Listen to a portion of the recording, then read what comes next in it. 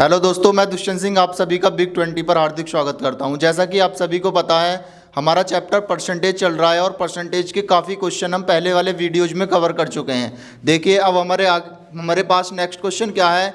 एक परीक्षा में अधिकतम अंक कितने हैं? 500। ए को सी से 25% अधिक अंक प्राप्त होते हैं। तो ए को क्या है? सी से 25% अधिक अंक। एक व्यक्ति ए है और एक व्यक्ति क्या है? सी। तो ए को सी से 25% अधिक अंक प्राप्त होते हैं। तो इसे 100 मिले हैं। तो बच्चों इसे कितने मिले हैं? 125। तो 25 पंजे 125, 25 चौका 100। उसके बाद है सी को डी से 20% कम अंक प्राप्त होते हैं। तो सी जो है, सी को डी से 20% कम अंक प्राप्त होते हैं। यदि इसे 100 मिले हैं तो सी को कितने मिले हैं? 80। यानी 20 चौक 80, 20 पंजे 100। तो हमें बताना है यदि ए को 360 अंक प्राप्त होते हैं तो डी को अधिकतम अंक का कितना प्रतिशत प्राप्त हुआ। तो देखो यहाँ पे भी सी 4 है, यहाँ पे भी सी 4 है। तो ए कितना है हमारे पास? 5। सी कितना है? 4। डी कितना है? 5। तो इनका रेशियो कितना है? 5 4 5। तो हमारे पास ए को कितने मिले हैं? 360। तो इसकी 5 की वैल्यू किसके बराबर? 360 के। तो यहाँ भी 5 की वैल्यू किसके बराबर? 360 के। इसका मतलब डी को कितने मिले बच्चों? 360। तो 360 अंक मिले। टोटल प्रतिशत कितने का है? 500 का। तो 500 में से और मल्टीप्लाई 100% के लिए। तो 00 से 00, 5 से 72 बार। तो उसे डी को कितने अंक मिले? 72%। तो इस वाले क्वेश्चन के लिए सही जवाब कितना आ जाएगा बच्चों? 72%। आइए देखते हैं हमारे पास नेक्स्ट क्वेश्चन क्या है। द नेक्स्ट क्वेश्चन इज, हमारे पास नेक्स्ट क्वेश्चन है राम के खर्च तथा बचत का अनुपात। हमें दिया गया है राम के खर्च तथा बचत का अनुपात 5:3 है। तो राम के खर्च तथा बचत का अनुपात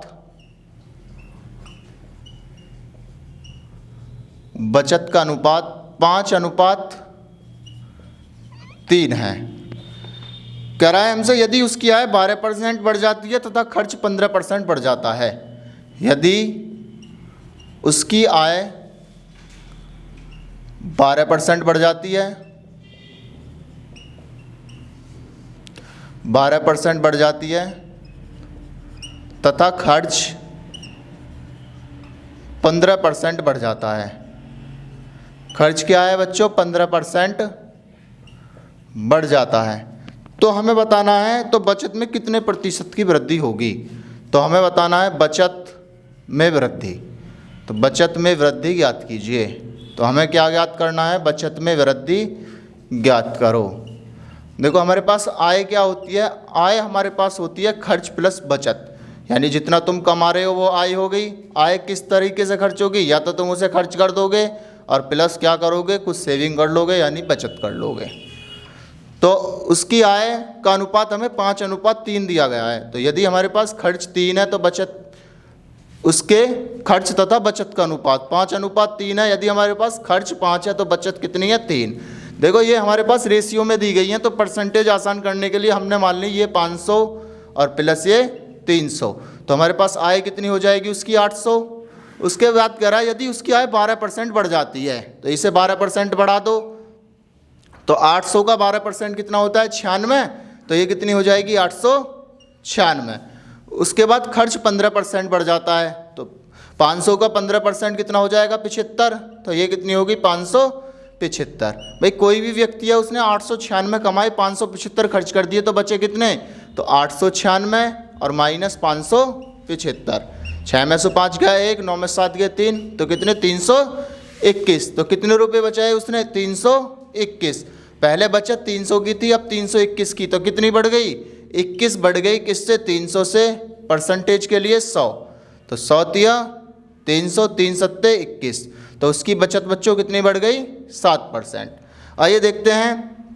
हमने मान ली उसके खर्च तथा बचत का अनुपात कितना था? 5:3। लेकिन हमने परसेंटेज आसान करने के लिए इसमें कितना मान लिया? 500 और 300। क्योंकि हमारे पास जीरो लगाने से रेशियो पर कोई प्रभाव नहीं पड़ेगा। 0 से 0 भी फिर वापस कैंसिल हो जाएंगी। तो खर्च प्लस बचत टोटल 500 और 300 कितना हो जाएगा? 800। अब कह रहा है उसकी आय 12% बढ़ जाती है, तो 12% बढ़ाओगे तो कितनी हो जाएगी? 96। तथा खर्च 15% बढ़ जाता है, तो खर्च बढ़ाओगे कितना हो जाएगा? 575। किसी भी आदमी ने 896 कमाए और 575 खर्च कर दिए, तो बचे कितने? 896 से 575 घटा दोगे तो बचे कितने? 321। तो इसका मतलब उसकी बचत कितनी बढ़ गई? 21। किससे? 300 से। परसेंटेज के लिए 100। तो इस वाले क्वेश्चन के लिए सही जवाब कितना आ जाएगा बच्चों? 7%। आइए देखते हैं अब हमारे पास नेक्स्ट क्वेश्चन क्या है। तो हमारे पास नेक्स्ट क्वेश्चन है, अंडे की कीमत 50% वृद्धि के कारण, अंडे की कीमत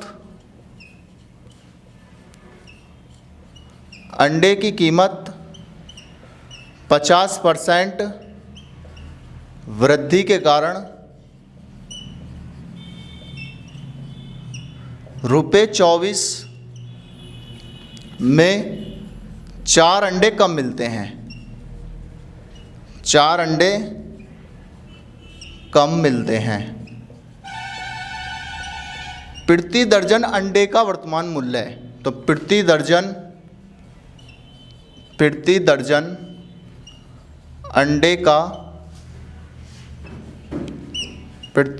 अंडे का वर्तमान मूल्य ज्ञात करो। आइए देखते हैं। देखो, एक चीज़ मैंने तुम्हें पहले भी बताया है कि हमारे पास खर्चा क्या होता है। तो खर्चा हमारे पास होता है कीमत इंटू खपत। क्या होता है? कीमत गुणा खपत। तो कीमत इंटू खपत।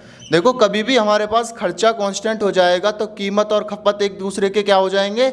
Inversely proportional. यानी कीमत और खपत एक दूसरे के क्या होते हैं? इन्वर्सली प्रोपोर्शनल होते हैं, यानी उल्टे होते हैं। तो अंडे की कीमत में 50% की वृद्धि हो गई। तो 50% की फ्रिक्शन वैल्यू हम सब जानते हैं 1/2। इसका मतलब कीमत क्या हो गई? 1/2, यानी 2 से कितनी हो गई? 3। तो 2 से कितनी हो गई? 3। या फिर ऐसा भी कह सकते हो 50% की वृद्धि का मतलब 100 से कितनी हो गई? 150। तो 100 से कितनी हो गई बच्चों?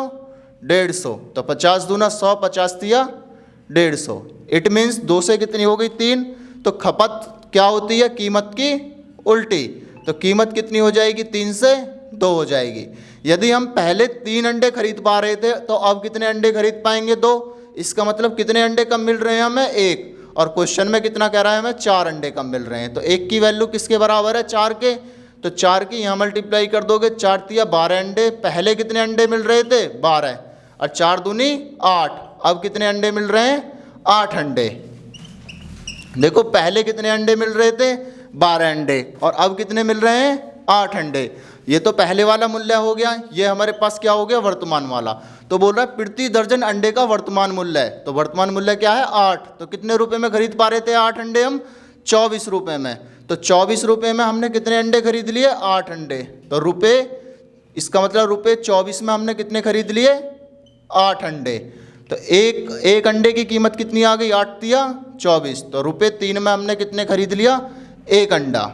और हमें क्या बताना है? प्रति दर्जन, यानी 12 अंडे कितने के हैं। तो 12 की मल्टीप्लाई कर दो, 12 इतनी 36। तो 12 अंडे की कीमत कितनी आ जाएगी? 36। तो इस वाले क्वेश्चन के लिए हमारे पास सही जवाब कितना आ जाएगा? ₹36।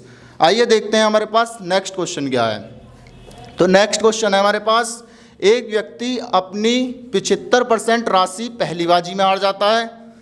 तो क्या है? एक व्यक्ति अपनी 75% राशि, तो एक व्यक्ति अपनी 75% राशि पहली बाजी में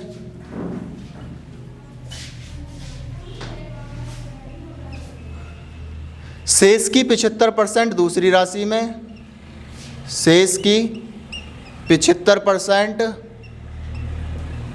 दूसरी राशि में, तथा शेष की 75% तीसरी राशि में, तथा शेष की 75% तीसरी बाजी में हार जाता है। तीसरी बाजी में हार जाता है और केवल 2 रुपये लेकर अपने घर पहुंचा, और केवल 2 रुपये लेकर अपने घर पहुंचता है। केवल 2 लेकर अपने घर पहुंचता है, उसकी प्रारंभिक यानी उसके पास प्रारंभ में कितनी राशि थी हमें बतानी है। उसके पास प्रारंभ में कितनी राशि थी, उसके पास प्रारंभ में कितनी राशि थी, कितनी राशि थी। तो देखिए हमारे पास क्या है, हम मान लेते हैं कि उसके पास प्रारंभ में x रुपए हैं, तो 75% तो वो पहली बाजी में हार गया, तो बचेंगे कितने 25%, फिर 75% बचे 25%, फिर 75%, फिर 25% बचे, और अभी भी उसके पास कितने रुपए बचे हैं 2। देखो 25 चौका 100, 25 चौका 100, 25 चौका 100, 4 चौक 16 चौका 64 दूना 128। तो अभी भी उसके पास कितने रुपए बचे हैं, यानी उसके पास प्रारंभ में कितनी राशि थी 128 रुपये। आइए इस वाले क्वेश्चन को करने की हम सेकंड अप्रोच देखते हैं कि हमारे पास सेकंड अप्रोच क्या है। 4 चौक 16 चौका 64 और दूना 128। तो देखिए इस वाले क्वेश्चन को करने के लिए सेकंड तरीका क्या है। हम सभी जानते हैं कि 75% की फ्रैक्शन फॉर्म क्या होती है, 75/100 यानी 25 थी 75, 25 चौका 100। तो देखिए हमारे पास क्या है, स्टार्टिंग में उसके पास 4 रुपए थे, 4 में से उसने 3 तो क्या हार गया, तो बचेंगे कितने 1, और ऐसा कितनी बार हुआ है 3 बार, तो 4:1, 4:1 और 4:1। तो 4 चौक 16 चौका 64, 1 एकम 1, यानी उसके पास 64 रुपये थे, अभी भी कितना रुपया बचा हुआ है 1। हम तो कह रहे हैं उसके पास 1 रुपया बचा हुआ है, क्वेश्चन में कितना कह रहा है 2 रुपये। 1 की वैल्यू 2 के बराबर है, तो 64 की वैल्यू किसके बराबर आ जाएगी 128 के। तो इस वाले क्वेश्चन के लिए सही जवाब कितना आ जाएगा 128। आइए देखते हैं हमारे पास नेक्स्ट क्वेश्चन क्या है। नेक्स्ट क्वेश्चन है हमारे पास, एक कक्षा में 2 सेक्शन है,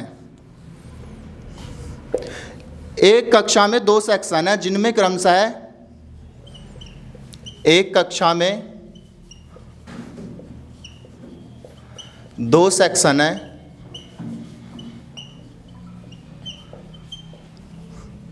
जिनमें क्रमशः 20 तथा 30 छात्र हैं, जिनमें क्रमशः